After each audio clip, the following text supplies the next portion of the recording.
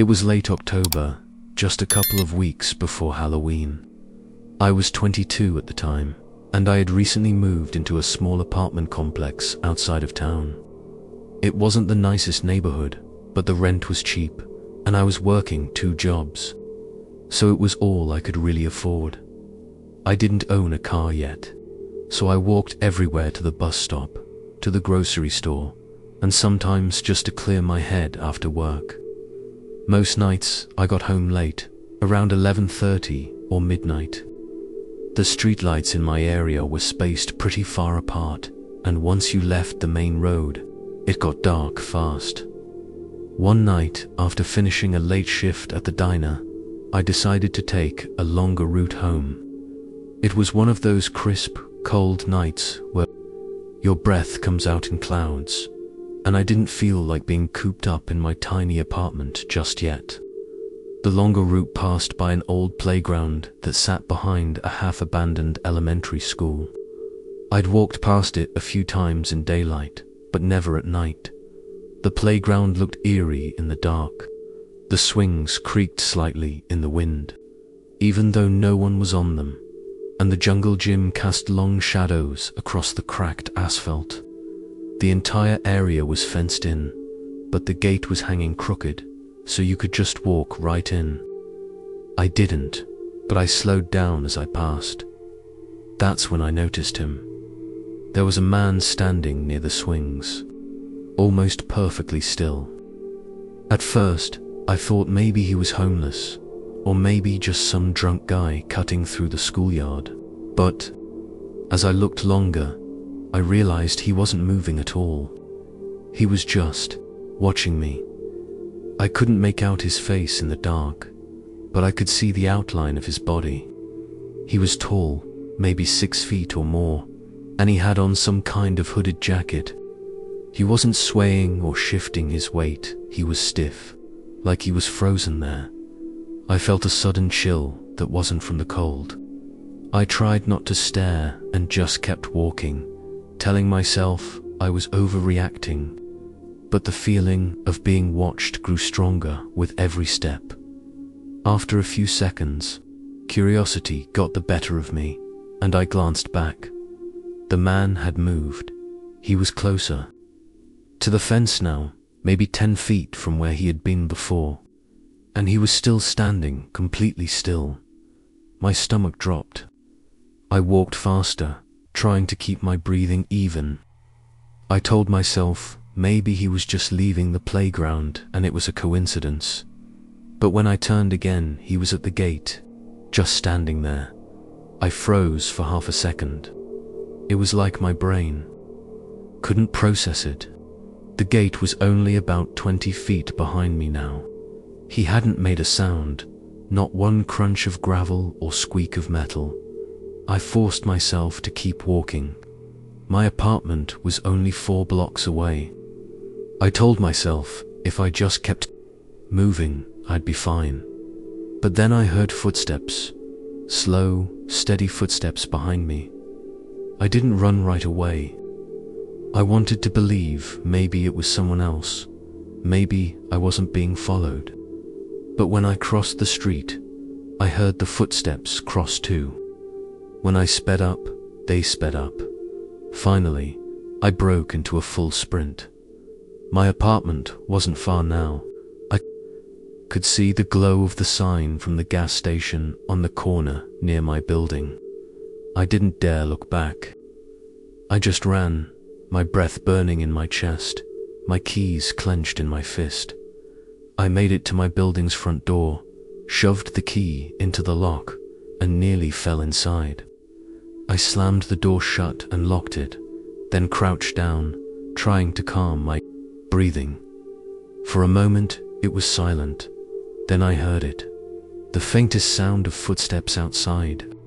Slow, pacing back and forth, right in front of my building. I crept to the window by the stairwell and carefully peeked through the blinds. At first, I didn't see anything. Then, out of the corner of my eye, I spotted him. The man was standing under the broken streetlight directly across the street. He was facing my building, His hood was up, and his hands were shoved into his pockets.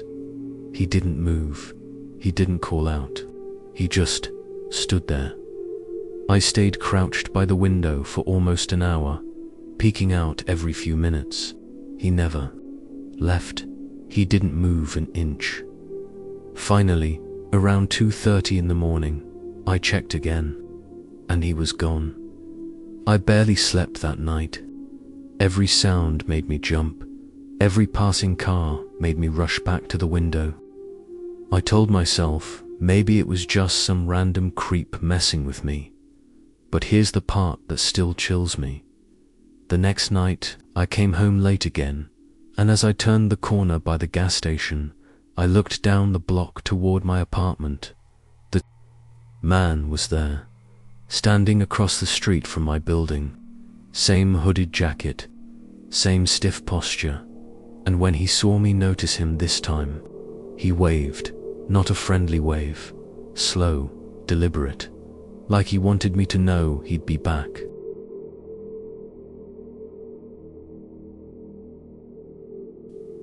I grew up in a small rural town in the Midwest. It was the kind of place where everyone knew each other. The streets rolled quiet after 9 p.m., and most people left their doors unlocked. But the thing about small towns is that when something bad happens, it feels even darker. The roads are emptier, the silence is thicker, and the shadows stretch just a little farther. This happened when I was 19, in the summer before I left for college. I had gotten into the habit of walking late at night, usually after midnight. My house sat just a mile from the edge of town, and beyond that was a long, winding country road lined with cornfields and patches of woods. It was peaceful out there. No cars, no noise, just the sound of crickets and the occasional rustle of wind through the stalks. I usually brought my earbuds, but this particular night, I forgot them. Looking back, that probably saved me. It was just past 12:30 when I headed out. The moon was high, casting everything in a pale glow. My footsteps crunched against the gravel shoulder as I walked past the last streetlight and into the dark stretch of road. I'd walked this route dozens of times before, so I wasn't nervous. About 10 minutes in, I noticed something strange. There was a figure up ahead. At first, I thought it was another walker, maybe someone else taking a late stroll, though that was rare out here. As I got closer, I realized it was a woman. She was standing completely still on the side of the road, facing the cornfield. She wore what looked like a long dress, pale in the moonlight, and her hair hung straight down to her shoulders. What unsettled me was how motionless she was. She wasn't walking, she wasn't looking around, she was just standing there. I slowed down, my instincts telling me to turn back. But part of me felt awkward, like maybe she was in trouble or needed help. So I kept walking, trying not to make a big deal out of it. As I drew closer, maybe 30 feet away, she suddenly turned her head. Her face caught the moonlight, and my stomach knotted. Her eyes were wide, wider than normal, like she was straining them open, and she was smiling. Not a friendly smile, but one that looked forced, unnatural. I muttered a quick, hey, and gave a little wave, trying to pass it off as casual. She didn't say anything, she just kept smiling at me. I sped up, keeping to the opposite side of the road. As I passed her, I tried not to look directly, but I couldn't help glancing out of the corner of my eye. She had turned her whole body, now slowly, and she was watching me. I walked faster. My heart was pounding. The gravel under my shoes suddenly sounded deafening in the silence. I didn't want to run and look like prey, but every instinct was screaming at me to get away. After maybe 100 feet, I couldn't resist anymore. I looked back. She was standing in the middle of the road now, still smiling, still staring. I swallowed hard and turned back, forcing myself not to look again. The only sound was my footsteps, quick and uneven. The fields on either side seemed endless, trapping me in. Then I heard it. Footsteps behind me, light, quick footsteps, crunching against the gravel. I froze for a second, my whole body trembling. Then I broke into a run. The road stretched out ahead of me, empty and dark. My lungs burned as I sprinted, my breath coming out in ragged gasps. Behind me, the footsteps grew louder, faster. I didn't dare look back at first, but as I neared the bend in the road, I finally glanced over my shoulder. She was running after me. Her pale dress flowed behind her, her hair whipping around her face, and she was still smiling. Wide, stretched, unblinking. I'd never run so hard in my life. The only thing in my mind was making it back to town, back to the safety of the streetlights. But the road seemed endless. Every step I took, the sound of her footsteps matched, closing the distance dot. At one point, I swear I felt her fingers brush the back of my shirt. That was enough to push me even harder. Finally, after what felt like an eternity, I saw the glow of the first streetlight up ahead. I bolted toward it, my chest heaving, my legs screaming with pain. I didn't stop until I was under the light, gripping the metal pole like a lifeline. When I turned back, she was gone. The road behind me was empty, just fields and shadows. I stood there for several minutes, scanning the darkness, waiting for her to appear again, but she never did. The only sound was the wind rustling through the corn. Eventually, I forced myself to walk home, glancing back every few steps. My house had never felt safer when I finally shut the door behind me. I didn't tell anyone right away. Who would believe me? Some smiling woman chased me through the cornfields. It sounded insane, but I know what I saw. I know what I felt. For weeks afterward, I couldn't sleep. I'd wake up in the middle of the night convinced I heard footsteps outside my window. Sometimes, I swore I could see a pale figure standing just beyond the edge of the yard. And here's the part that still makes my skin crawl. 2 months later, long after I'd stopped walking that road, my mom mentioned something over breakfast. She said a neighbor down the road had called the sheriff one night, claiming there was a woman in a white dress wandering near his property. By the time the deputy showed up, she was gone. No one ever found her. No one ever explained it, but I know she was real. I can still hear the sound of her footsteps pounding the gravel behind me, and that smile, that horrible, stretched smile waiting for me in the dark.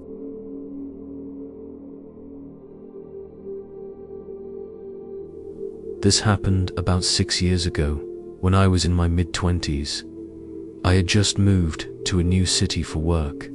It was bigger than the small town I grew up in, and though it was exciting, it was also overwhelming.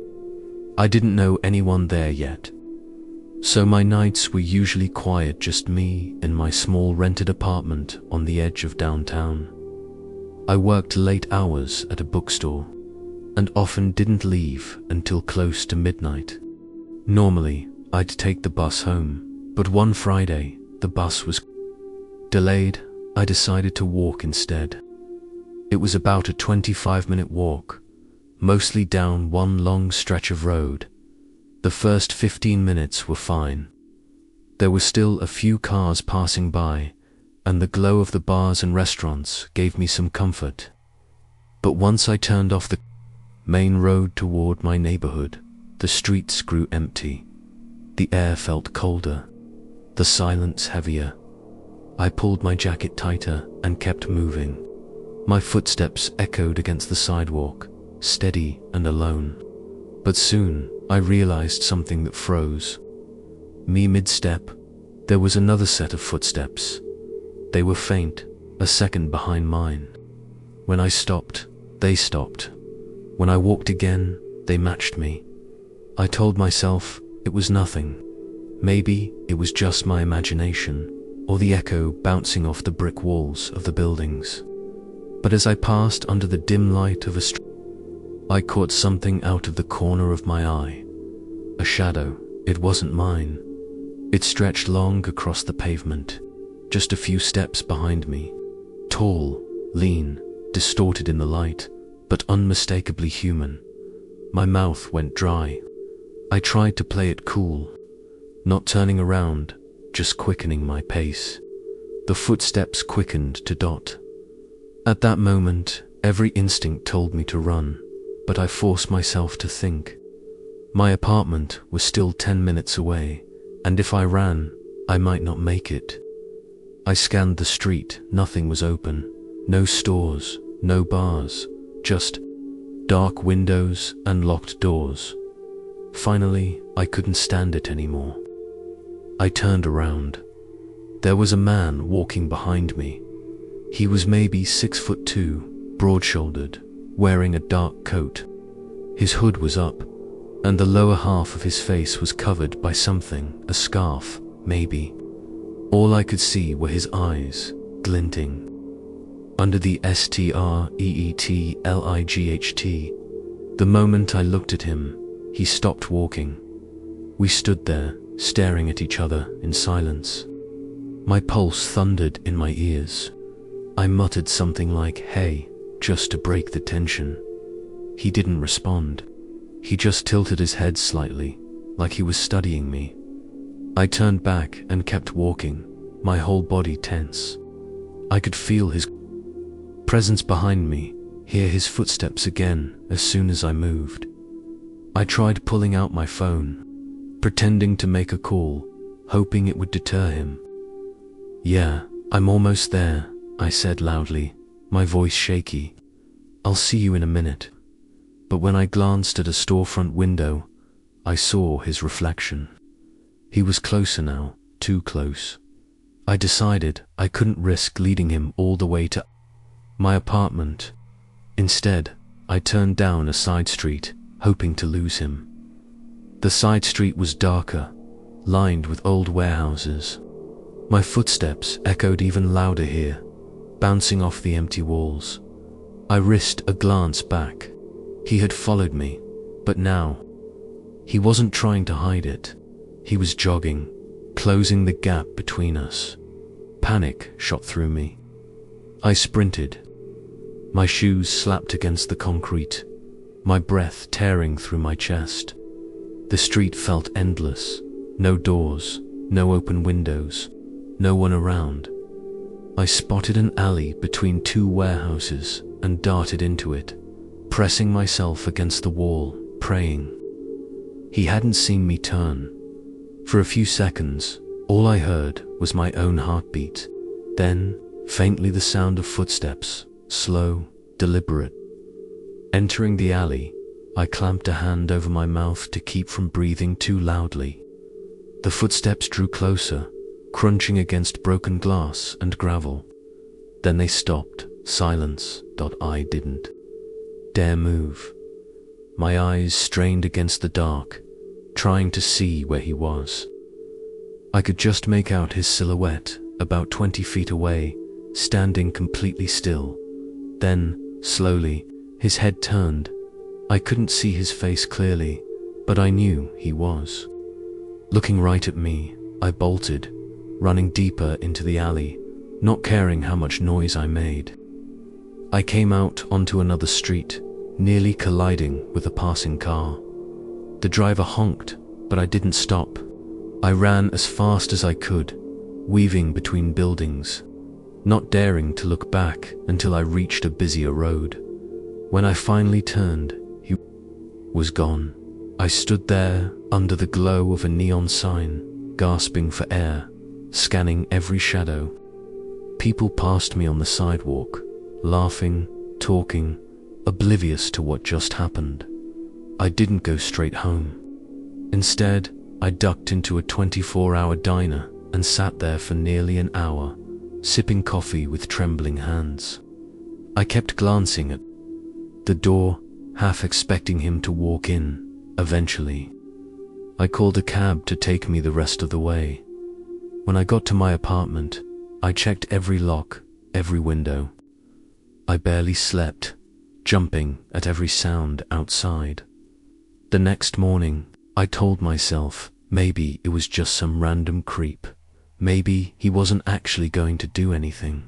But when I stepped outside, I saw something that made my blood run cold. On the sidewalk, right in front of my building, was a cigarette butt, still fresh, with smoke faintly curling from the tip. I don't smoke. None of my neighbors do either. He had been there, waiting, watching, and to this day, I never walk home alone at night again. Thanks for watching tonight's stories.